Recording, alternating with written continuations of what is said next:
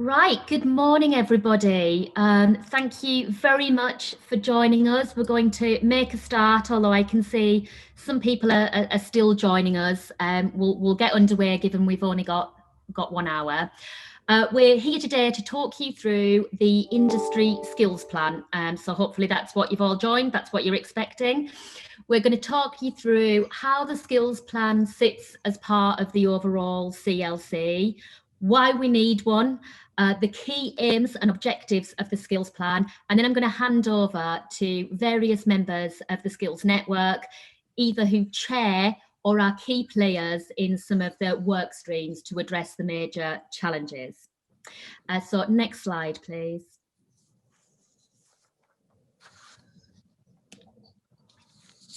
I'm sure everybody on the call will be well aware of the Construction Leadership Council, and the skills group is one of 12 work streams that set underneath that Leadership Council, set to give a real voice to the whole industry. And as we go through today's presentation, you'll see the breadth and size of the representation of that group. And the CLC is supported by BAYS, Cabinet Office, and a whole range of trade associations and representative bodies to make sure that every part of the industry has a voice and their needs and challenges are heard. As I say, the People and Work stream has been set up for quite some time now and is one of the 12 work streams within that. And we have put together the skills plan and pulled out the key challenges, not only the key challenges, but a very clear action plan as to how we're going to address those challenges. And we'll talk through those in more detail. Thank you. Next slide. So why does the construction sector need a skills plan? We are facing at the moment huge opportunities. I know the pandemic has hit the construction industry like it has done many others, but we have a fantastic chance to offer real career opportunities. Even before we add in the new and emerging skills issues rising from net zero and the need to retrofit the whole green agenda, there were upward of 200 separate career opportunities and occupations that we had to offer. As we move into the new world, that can only widen with cleaner and greener industry and new opportunities to support them. We're adapting to new technology all the time, and those challenges, but also the opportunities for skills and development are adding to that. And we are here to boost the economy. I think we're all well aware of the government commitment to build, build, build. And we're all starting to see the green shoots again of growth coming out of the pandemic already. And that's generating an even greater need for people and for skills to support that economy growth. Next slide, please. So that also, however, comes with threats or challenges. Even before the pandemic, we were predicting that we needed an additional 240,000 workers. We're talking now of, in addition to that, another 350,000 roles to support the retrofit, green agenda, new home build legislation. And where do we get these people from? We have an issue with attracting that level of people.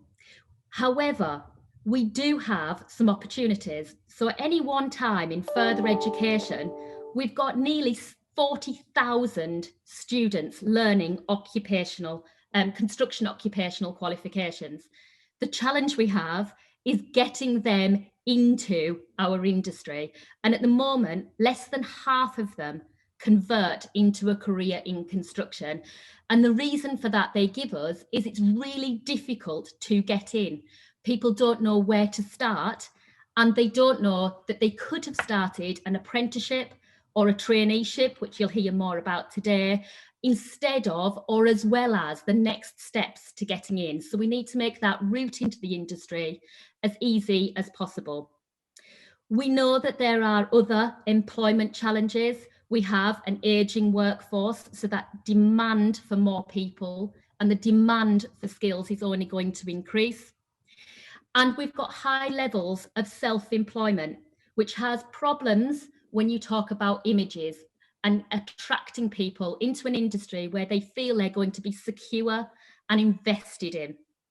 We have been seen to be slow to adapt technology, possibly slower than other sectors, and therefore we've missed out on grabbing some of that talent.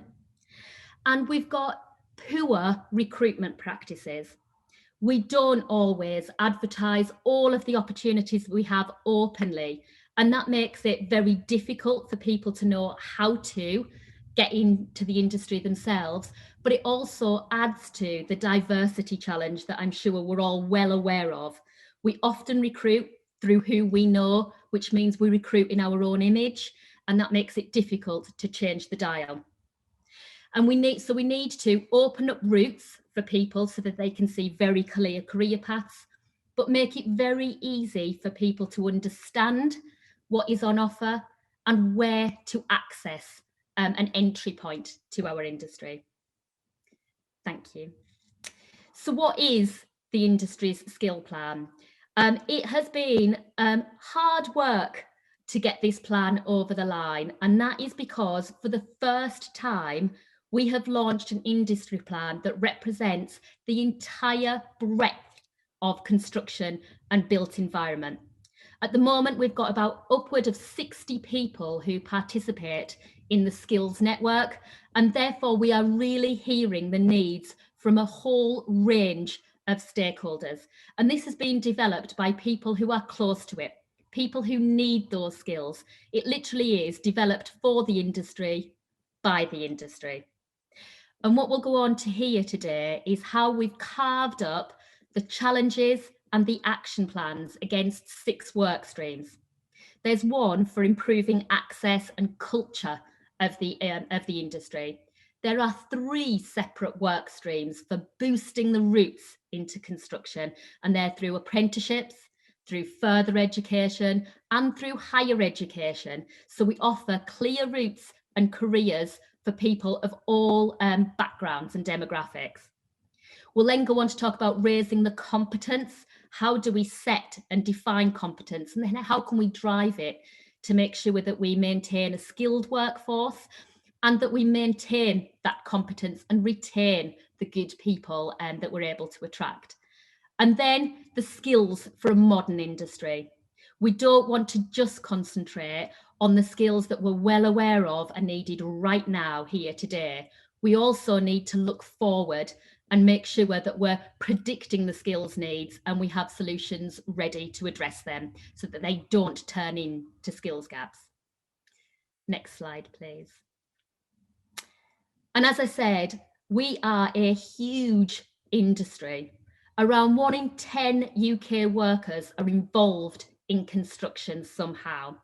That's through materials, through builders merchants, the traditional building, and then moving on to all of the supply chain for infrastructure, for housing, etc. And this has understandably attracted a lot of interest from the government, who see us as an industry for growth.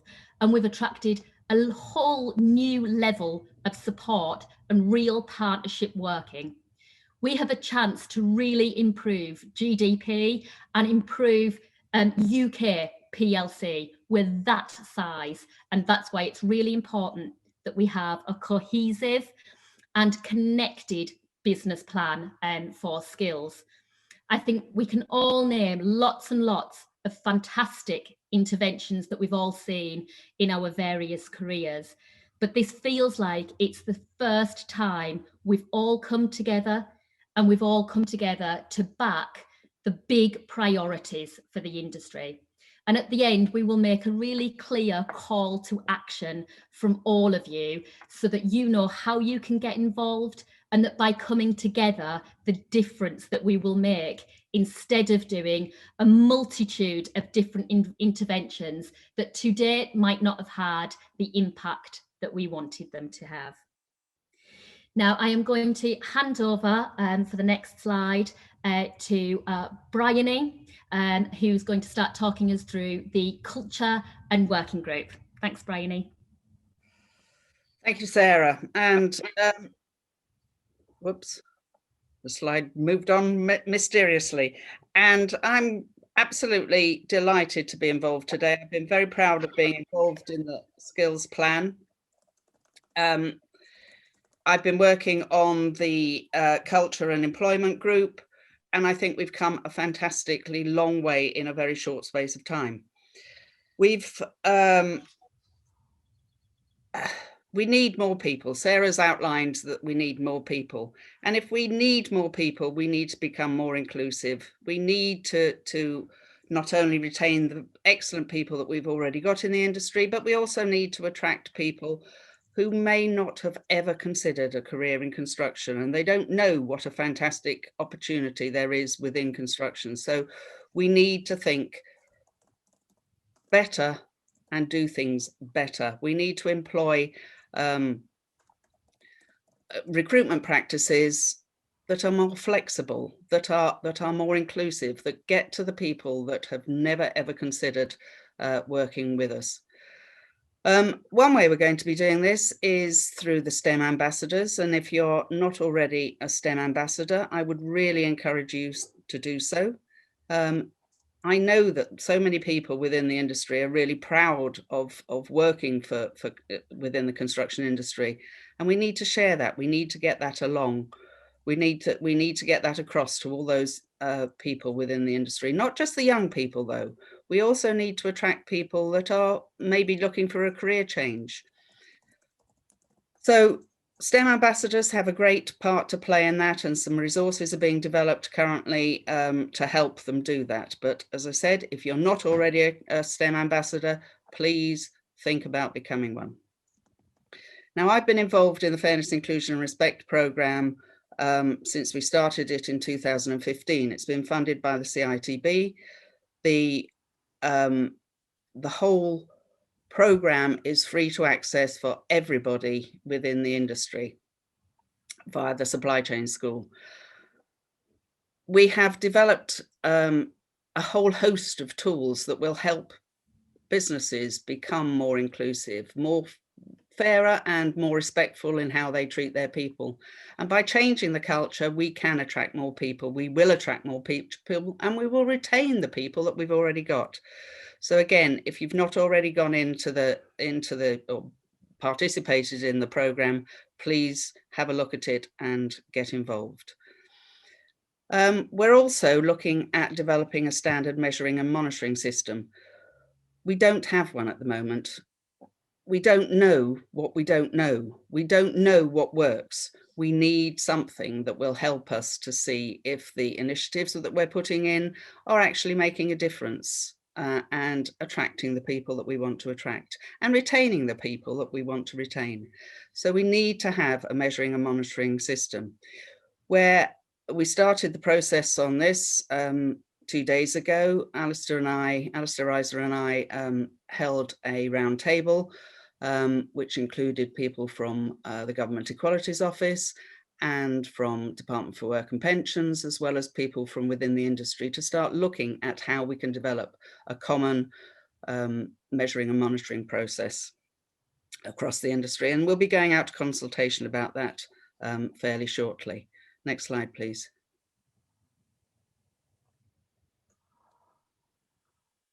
Has it got stuck? No. The talent retention scheme was introduced last summer, and I think everybody that was involved with it needs congratulating. It's been an absolutely unqualified success. It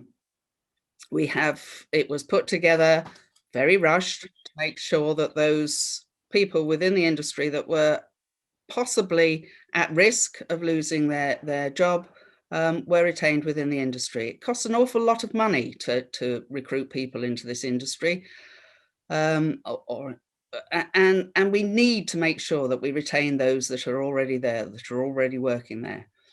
The Talent View is being developed currently. That will provide a portal for all those within the education system to find jobs within our industry. It's a fantastic opportunity, and we need to get behind it and make sure that everybody publishes the roles that they have within their businesses on the Talent View portal. We're looking at a workplace promise for career development. One part of our sector has developed this, and we're looking to how this can be rolled out across the rest of the sector, how it fits, where it needs a little bit of tweaking, but it's all there. It's all there. We've got it, and we need to just share it. If you go into a job, you do need to know where your career is going to lead. So we need to develop those clear industry paths.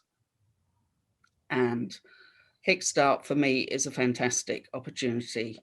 For me, it's a period of interviewing, a long-term interview, to see how those young people, 16 to 24-year-olds, can work, what their work ethic's like, and how they can play a part in our industry. And the last thing we need to do is to develop the work experience standard, which will be rolled out fairly shortly. Again, any of these things that you want to get involved with, please put your hand up. It's only by all working together that we can actually make things different. So thank you very much.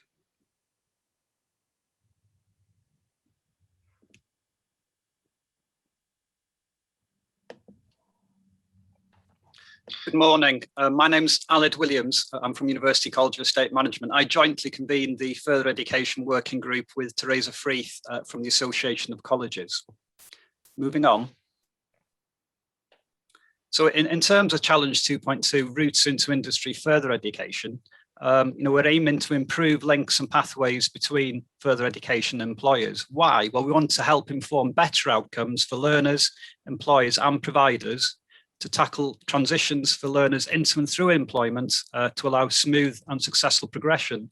But as well as that, to catalyse more collaboration between FE providers and industry to ensure courses meet the needs in terms of skills.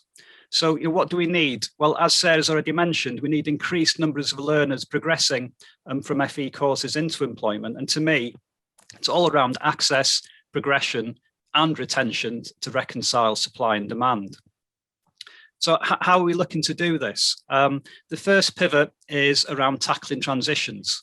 One aspect we're looking at on the first bullet point here is developing construction traineeships to enable learners to move from FE into an accelerated apprenticeship or employment.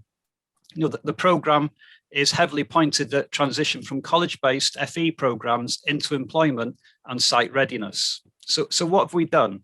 Well, the focus initially is on the Brick Lane traineeship, and that's launching imminently. And that pilot's been supported by CITB, the British Association of Construction Heads, as well as the Association of Colleges. The aspiration is this informs the blueprint for occupational traineeships. Within the working group, we've also looked at mapping construction traineeships to apprenticeships. Now, the second bullet point is around providing funding and resources for the FE sector to deliver. The issue really is about enabling providers and employers in all sectors to rapidly meet defined skills needs to smooth peaks and troughs. In terms of next steps, the industry is a priority sector and is well placed to influence government through the Construction Leadership Council. The second pivot is all around facilitating closer FE and employer working. Now, in terms of developing guidance for industry, it's really important to help improve engagement with FE. There's a lot of good practice already out there, but in my view, we need to consider moving away from employer engagement to employer integration within FE learning. Why? Well, we need to support the student learning experience, but also to support successful outcomes and retention to shape future talent needs. In terms of next steps, we're looking to develop the industry relevant guidance in terms of a framework, exemplars, and case studies of best practice. But also in terms of catalysing industry provider engagement, as Bridie's already mentioned, we need to extend the talent retention scheme and talent view for work experience and work placements, as well as jobs. So in terms of the last bullet point there, in terms of the streamlining of level 2 and level 3 qualifications, to me, as Sarah's already mentioned, is actually about simplifying the system, simplifying how we help people to access and engage with the system. So possibly streamlines the wrong word. So what have we done within the group? We've had a session on tackling transitions. So transitions from T-levels and to apprenticeships mapping in terms of progression profiles. We've also looked at destinations to support transitions into work and to further study. The key question to me is how it all fits together. We do need more communications for employers on the purpose of traineeships versus T-levels versus apprenticeships. We also need more clarity on how all these fit together within the rest of the skills landscape. In conclusion, I'm confident that the CLC Industry Skills Plan demonstrates the actions necessary to simplify and clarify for young people how they can enter the sector and develop the skills that are in demand for our great industry. Without further ado, I'll now hand you over to Tony. Hi, good morning, everybody. My name's Tony Thorpe. I'm a Professor of Construction IT at Loughborough University, and I'm chairing the Higher Education Working Group of the Skills Plan. Next slide, please. So, following on from Alid's presentation just now, I mean, basically, we're looking at what we can do in higher education and very much following the paths and leads that Alid has just outlined. So we're looking to improve the links and pathways between higher education and employers. And I think this is important because if we're going to drive change in performance and culture in the industry, then a lot of that responsibility is going to rest with the graduates that we're producing over the next 3 to 5 years as they progress into positions within the industry and into management positions where they can take a lead in these sorts of areas. So the tasks that we've got are the 4 bullet points you see there. So the first one is looking at how we embed the principles of fairness, inclusion and respect as outlined by Bryony into higher education. Originally, we were thinking about how we embed this into the access into higher education. But of course, all HEIs, all higher education institutions do have access requirements that are laid down by the Office of Students. And so what we want to do is to actually do a mapping between those requirements and FIR. But also there's a feeling that we should also be making sure that these principles are actually embedded in the curriculum as well. And so that sort of leads on to some of the later points as to how we ensure that the courses are providing the right sorts of skills and competencies and are also engendering the right type of culture within the students as they graduate. The second point is to look at the curricula for higher education courses and to ensure that we're capturing the right skills and competencies, and these are being provided by the HEIs. So standing on the shoulders of others, this is a sort of a compendium activity because there's an awful lot of activity already in this space. So people such as the Centre for Digitally Built Britain are just about to publish a report on digital skills for graduates. There's work being undertaken by the Transforming Construction Challenge, again looking at skills for modern methods and for smart construction. So we want to try and bring this all together just to inform the debate about what sorts of skills should be provided within higher education courses to ensure that it's fit for purpose for industry when these people graduate.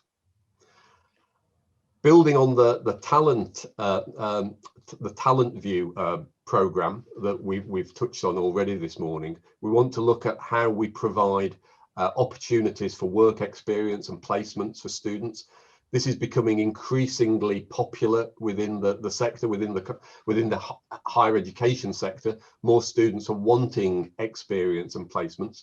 Some universities, such as my own, have done this for many years, but lots of other universities are also wanting to provide opportunities for their students, and particularly where this overlaps with apprentice degrees. So hopefully the talent view system will enable this linkage between universities and students who are looking for placements and industries who are willing to provide the placements. And finally, and perhaps most trickily, we want to look at the accreditation routes into construction. Now, of course, the accreditation routes are the preserve of the professional institutions, but drawing on the work, looking at what new skills, what are the skills and competencies from bullet point 2 there, from that work, we want to ensure that the professional bodies are building into their accreditation routes those skills and competencies which industry are saying are needed now or needed in the future. And we're thinking about digital, net carbon, modern methods, stroke smart construction, and importantly, safety. And just making sure again that those routes into the industry and what's being taught in HEIs is fit for purpose for the industry. We're at a sort of fairly early stage with this. We're a little behind some of the other groups. And again, if anybody would be interested in contributing to any of these, I'd be more than happy to talk to you. Thank you very much. I'll now hand on. Thanks, Tony. Now me, Andrew Eldred. In my day job, I work for ECA, Electrical Contractors Association, which is now part of a larger group known as Actuate UK. And for these purposes, I'm also chair of the Competence Working Group. Next slide, please.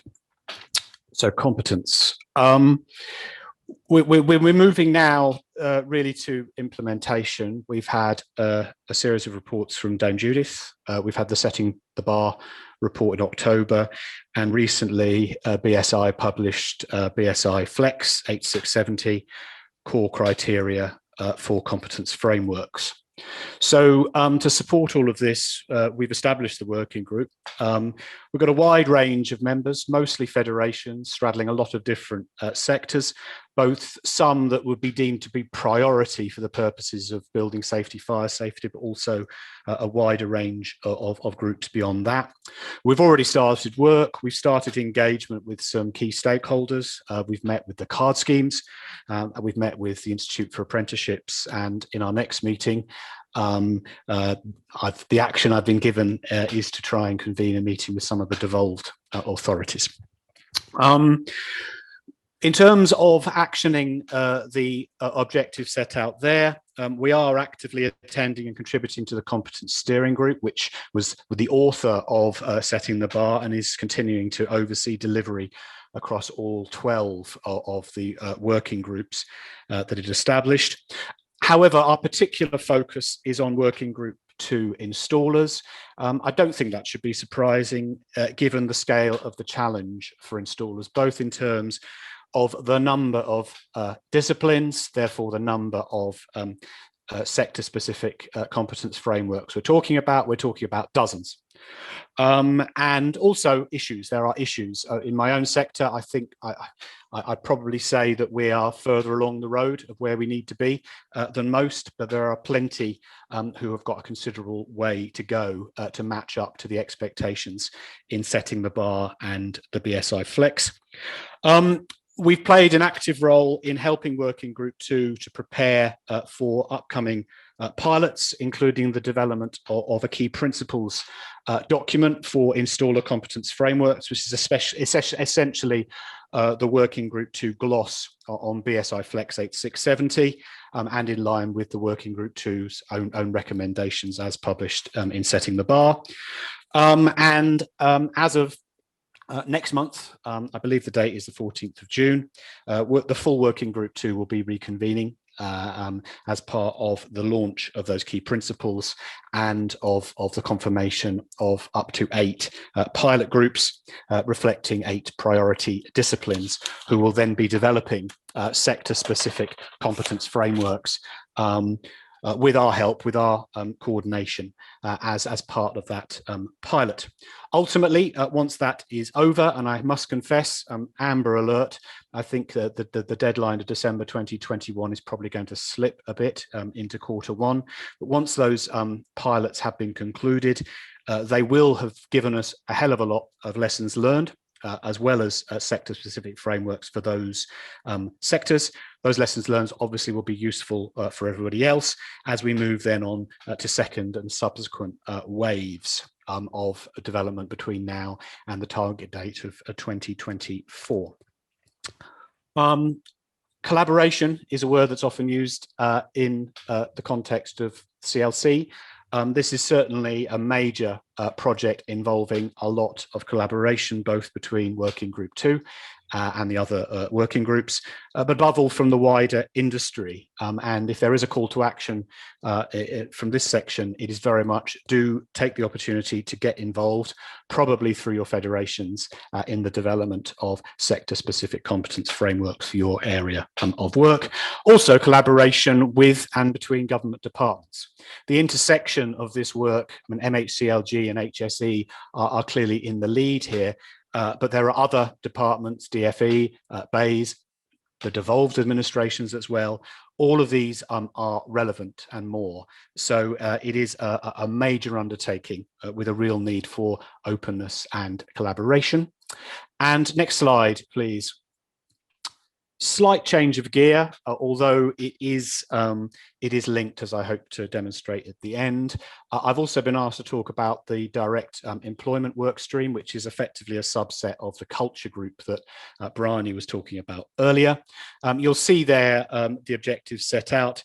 They effectively split in half. There's a sort of procurement work stream, which is principally being carried out at the moment through the work on the construction playbook and work that Mark and others are doing as part of the construction skills delivery group. But that's being assisted and reinforced by the informational and sort of promotional activity. That's about to get underway in a group that's chaired by Jay Palmer, who's the chief executive of the electrical JIB, who you may recall, you may have seen it, they produced an excellent report on the benefits of direct employment earlier this year. We've got good level of membership there, combination of federations and employers, but always open for expressions of interest, and there'll be an email address at the end for anybody who wants to express an interest in that or any other group that you hear about today. Having our first meeting next month. We're looking at the possibility, and I've already spoken to some of you about this, of a round table involving a sort of diverse group of industry leaders, really to get to grips with some of the issues, because direct employment is very much the elephant in the room whenever we talk about skills. I very much take the view, and I know other people share this view, that if we don't employ people, how can we possibly train people? And certainly I would argue the case that direct employment is essential for meaningfully delivering and assuring competence, and indeed for delivering upskilling and innovation, which seamlessly allows me to pass on to John. Okay, thanks, Andrew, and good afternoon, everybody. I'm John O'Connor. I'm from Lang O'Rourke and also the chair of our wonderful Skills for a Modernised Industry sub-working group at the CLC. Welcome, and looking forward to giving a very brief update here around the great work that we're starting to progress. So as you can see on the next slide, please, Alistair, thank you. We aim to enable the skills necessary to transform our sector. So a significant challenge, and we see this leading to three key outcomes, all of which align to the stated ambitions of the construction sector deal. That's namely improve sector productivity, enhance quality, and delivery of net zero. And we'll start this by first researching our future skills needs for smart construction and net zero. And as a fundamental pillar of our plan, we need to know where we are, what we need to do. This year, we'll also seek out to update routes to entry and update new entrant industry standards and qualifications to reflect those requirements for smart construction and net zero. We'll also be mapping out how different career pathways can support development of skills for a modernised industry. In addition, we'll be looking at ways that public procurement regimes can stimulate demand for smart construction skills by encouraging the use of such methodologies. And we'll also be recognising that our plan is a journey. Therefore, we need to build upon the work we're undertaking in year 1 of the plan, so that when we move into year 2, we can aim at developing smart construction training content for not just new industry roles, but existing roles.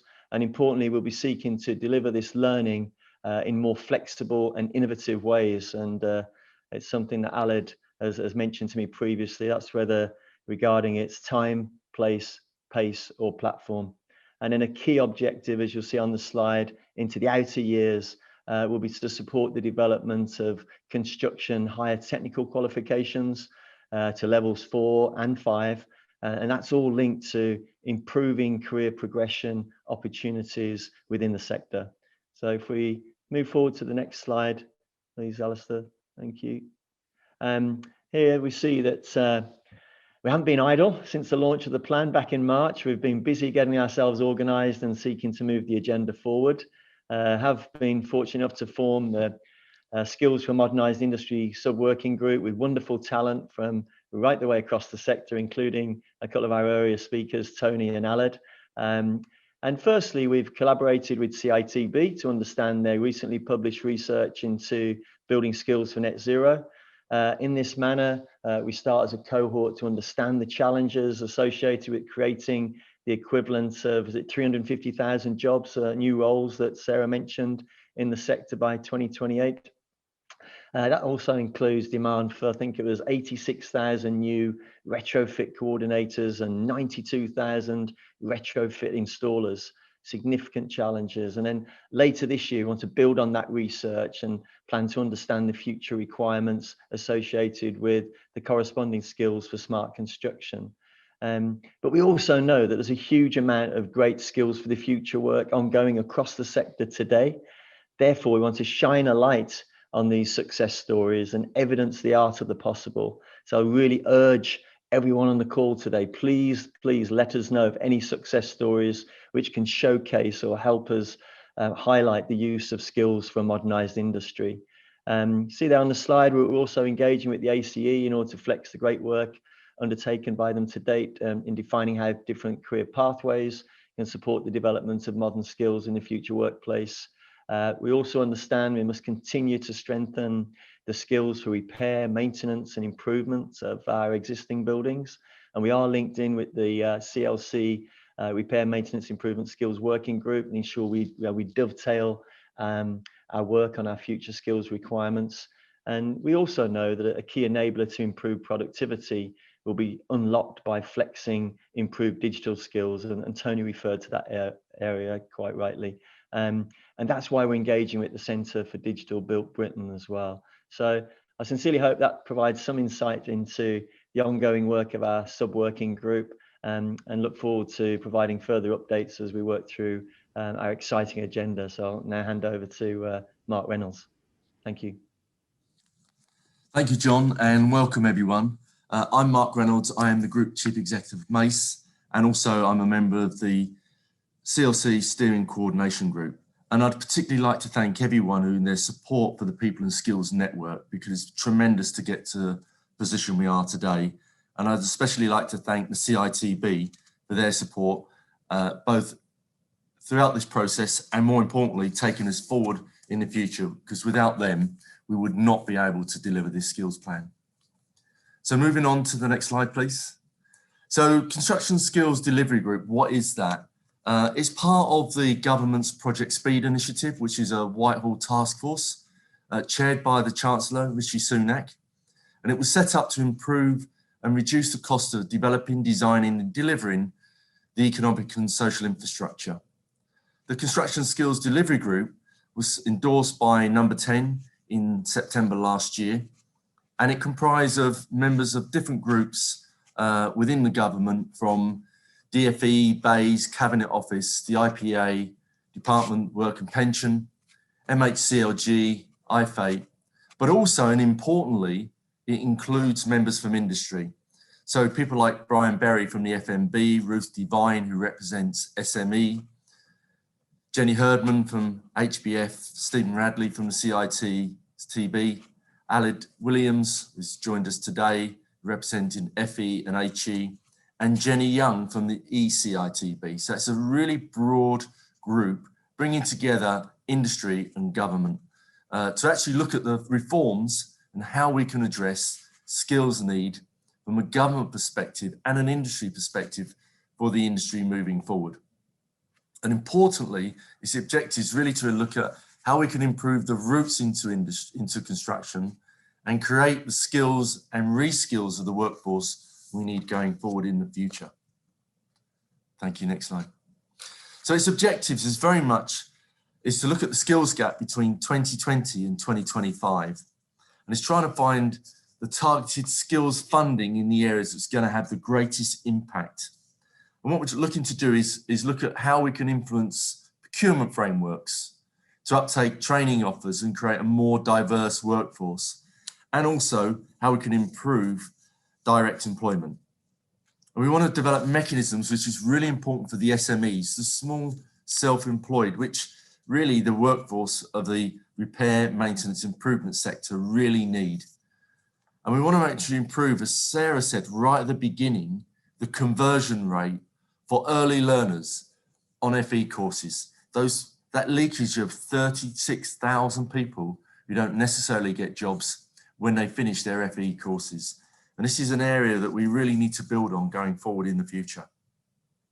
And we want to look at those areas, as John just mentioned, about reskilling up people for the future needs of our trades, and having improvement and flexibilities around how training and development can take place going forward in the future. Thank you. So we've really set out 5 key objectives, and as we've worked through the programme, we've added a couple of others. So it's about how we can improve the levy transfer system. You know, the levy transfers has been criticised about how we can actually make the unspent levy work for those organisations who are not able to use the levy funds. And importantly, we're working between August and December this year to improve the whole levy transfer process. And you'll be seeing more of that coming through in the future. And that will help the SMEs benefit from the apprentice levy. We want to make sure that public sector procurement is providing greater direct employment opportunities, as Andrew just mentioned. And importantly, looking at a more diverse workforce, as Brian has mentioned. And we'll do that through mechanisms like the construction playbook and those larger projects like the HS2s and the major programs we see around the country. And we want to introduce, as Alid mentioned, the traineeships. These are really important about bridging people into construction from various mechanisms. So at the moment, we've mentioned already about the bricklaying occupational traineeships, and looking to build many more in the future.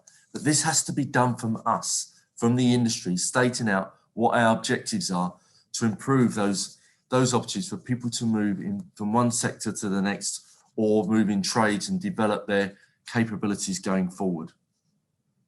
And I'm not sure whether you saw this recently on the 20th of April, but the government launched, this group launched flexible apprenticeships, will enable apprenticeships to work across a range of projects and, importantly, a number of employers.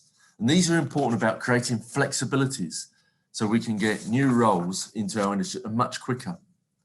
And finally, what's known as boot camps, these 4 to 16-week courses, which are already sponsored by a National Skills Fund, an investment of £4 million already gone in to help set up to upskill, reskill and formalise training. And we've recognised, and Bryony mentioned at the beginning, you know, the Kickstart programme. We know there have been difficulties within the Kickstart programme. And through the work that CITB are doing to coordinate all of the issues and work closely with DWP to make the improvements in order that they work for us as an industry. And these are important changes that have been made. And Alid, through his group, is looking at how we can work with government to T levels to make them really work for our industry. We know that they only work for knowledge workers, level 3 qualifications and upwards, so they can transition into higher education and higher development within our sector. So it's going to be more around digital and other opportunities to really drive things forward. And we've recognised that we know that what gets measured gets done. And this is why we're actually improving and using the very simple tools like the Power BI tools to develop a comprehensive dashboard reporting system that we can see through the lead standards that we need to develop, the traineeships, the National Skills Fund and the boot camps, that we can see how we can drive the performance and improvement and what we can learn and improve over the coming months. And just to conclude, I've never seen industry and government work so joined up in the past 40 years. And what we hope from to this session and going forward, that we can take the fantastic opportunities that we're putting in place to really drive this sector forward and offer long-term rewarding careers. I'll now hand you back to Sarah, who's hopefully will close the presentation and coordinate the Q&A. So back to you, Sarah. Thank you. Thanks, Mark. Thank you. So before we go on to the Q&A, and I think we've got a number of questions both in the chat and through the Q&A function, I just wanted to finish by saying, how can you help? How can you get involved? And the simple answer is get involved in the CLC Skills Plan. Go and read it, see how you can contribute. Make sure that you support the industry-wide initiatives that are now backed by, as I say, a breadth of partners across the industry. Support the development of competence frameworks, and we've heard from Andrew about those, but get involved in making those real for your area of expertise. And where I'd say we can all make the biggest difference, and CITB, just as much as anyone, has run a whole plethora of initiatives over the years. The difference with this plan is if we all get behind the same ones, they will make a difference. So please do sign up for the FIR training that Bryony mentioned. Sign up and support the Go Construct STEM ambassadors so that we present ourselves to schools and career advisors really cohesively and consistently. Point everybody to the Go Construct website, where we're currently featuring just less than 200 occupations and what those occupations involve. When you are offering any kind of job opportunity, please register them on the talent retention scheme so we can provide that real shop front window to the rest of the world and people know how to access that. And when it's launched and it's up and running, as Bryony talked us through, if you can offer work experience, apprenticeships or graduate placements, please make them available on the talent view. And that will open up a whole talent pool of people that we're currently not reaching. And then make sure that you make best available of the support that is being made available to us from government for the traineeships, T-levels, and we've heard about the Kickstart and the various funding initiatives. And I have seen a number of the comments on the chat and in the Q&A saying, how do I get involved? Is it really collaborative and open? It really is. So if you want to get involved, and put your inquiries through the email address that we've featured. And if you want to get personally involved on any of the work streams or the wider skills network that you've heard about today, please do get in touch. As I say, it's an exceptionally broad church and we're welcoming new members all the time. So thank you very much for listening. And I'm going to go through and pick out some of the questions. We will not be able to get through all of them today. Before I do, I note that a few of them are about CITB funding and services. Obviously, my day job as CEO of CITB, what I'll do is I'll pick those up and I will respond, and my team will respond to people that have raised those because they're quite specific about CITB funding. So I'm going to pick out some of the questions that I can see. And the first one I'm going to pass to you, Tony, just to give you a heads up. And it's from Sharon. We've talked a lot, and Mark and I both mentioned the number of people that we lose from the FE sector. But Sharon's talking about the 60% of students who start a degree and we don't get them into the industry. And perhaps one of the solutions to that would be providing mentor opportunities. Is there anything that you could add to that, please, Tony? Yes, so I have to say I don't quite recognise the 60% figure, so perhaps we could discuss that offline about where that data comes from. You know, the figures I have are much more up in the 90% figures for graduates after a year in their first time job within the industry. However, I do think the point about mentoring is well made. And as part of our group, I am talking to the STEER group about mentoring opportunities, and we're getting somebody to come along to talk to our group about that. Of course, various HEIs do provide mentoring opportunities within their own institution, but it's not quite as formalized as I think is being suggested here. So yeah, that is something certainly that we can look at, and it sort of fits into that piece about better opportunities for placements. That's sort of where I see it, that sort of linkage between industry and the students, so that when they do graduate, they've got a better understanding and perhaps an ear to talk to when they need some help. So yeah, I'm absolutely supportive of that point. And if Sharon would like to get in touch with me, I'll talk more offline. Brilliant. Thank you, Tony. And I'm going to come to you, Mark, next, and I'm going to mush together a couple of the questions that are about the FE college courses not being fit for purpose, and a need for some practical skills in those. How do you see the work around traineeships and the apprenticeship work maybe addressing some of those concerns? Well, yeah, I think that's a good point around the traineeships. So let's start with those, because you know the important thing around traineeship is making sure that employers and I think the trade bodies have a role to play in shaping what those programs look like, and they have an opportunity to provide that work-based experience, which is what we want to provide. So, you know, the Brick Lane's traineeship is a really good example of how employers and trade bodies and education of, you know, the FEs have come together to develop a program which is both classroom based and practical based, and then it provides that progression moving forward. So it's getting those skills that we want to gain so people are work ready.